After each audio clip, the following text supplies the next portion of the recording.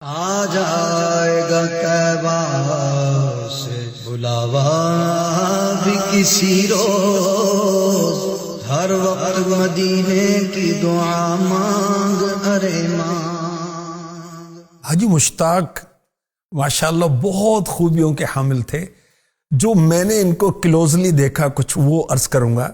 اور اس سے پہلے ایک بات یہ عرض کرتا ہوں کہ میں کراچی سے فیصل آباد آ رہا تھا، کراچی ایئرپورٹ پر ایک صاحب سے ملاقات ہوئی، بڑی محبت سے آگے بڑھ کر ملے اور کہنے لگے کہ ہمارے ہاں مسجد میں حاجی مشتاق تشریف لائے تھے، نعت خوانی بھی کی تھی اور نذرانے بہت ملے، نوٹوں کا ڈھیر لگ گیا، مگر ماشاءاللہ حاجی مشتاق نے وہ سارے نوٹ جو نذرانہ ملا تھا وہ امام صاحب کو پیش کر دیا کہ میں نے قبول کیا، اب امام صاحب کو نذرانہ پیش کرتا ہوں۔ اللہ اکبر۔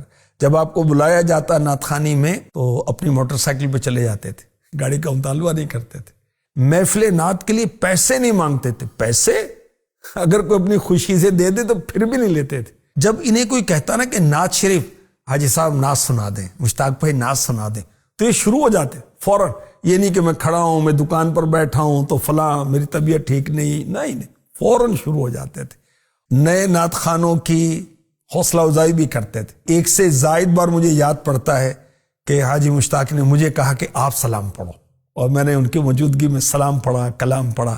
الحمدللہ بہت عاجزی انکساری والے اور بہت ملنسار طبیعت والے تھے۔ جب عشق رسول میں ڈوب کر اب بلا لیجئے نا مدینہ، آ رہا ہے یہ حج کا مہینہ، یہ پڑھتے تو ان کی کیفیت بن جاتی تھی۔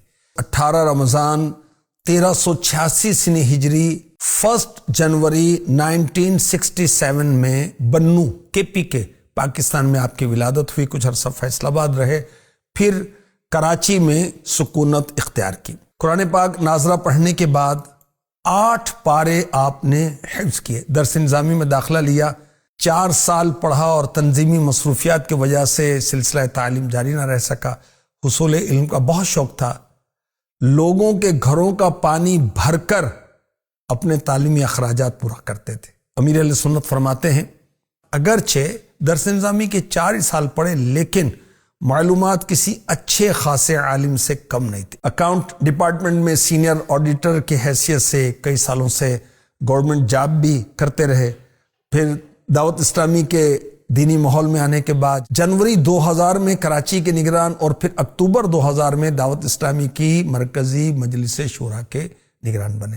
جب آپ کا اعلان ہوا بطور نگران شورا تو آپ نے بہت اشک باری کی، کیونکہ آپ کو منصب کی طلب نہیں تھی، بہت باصلاحیت تھے، اردو، سندھی، پنجابی، پشتو، میمنی، سرائکی، انگلش 6 زبانیں جانتے تھے۔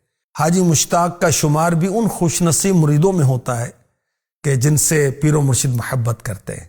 آپ ہاسپٹل میں زیر علاج تھے، حالت تشویشناک تھی، امیر اہل سنت کراچی تشریف لائے بیرون ملک سے تو راستے میں کلام لکھا، ہاسپٹل پہنچ کر رو رو کر مرید کی صحت کے لیے دعائیں کی۔ آخری وقت آیا، طبیعت خراب ہونے لگی تو آپ نے حکم دیا کہ میرا رخ، میرا چہرہ قبلے کی طرف کر دیا جائے۔ آنکھیں بند کیے، درود و سلام پڑھتے رہے اور کافی دیر تک یہ سلسلہ رہا۔ بلند آواز سے کلمہ طیبہ پڑھتے پڑھتے آپ کا انتقال ہوا 29 شعبان 1423 ہجری بمطابق 5 نومبر 2002 صبح 8:15 اور 8:30 کے درمیان۔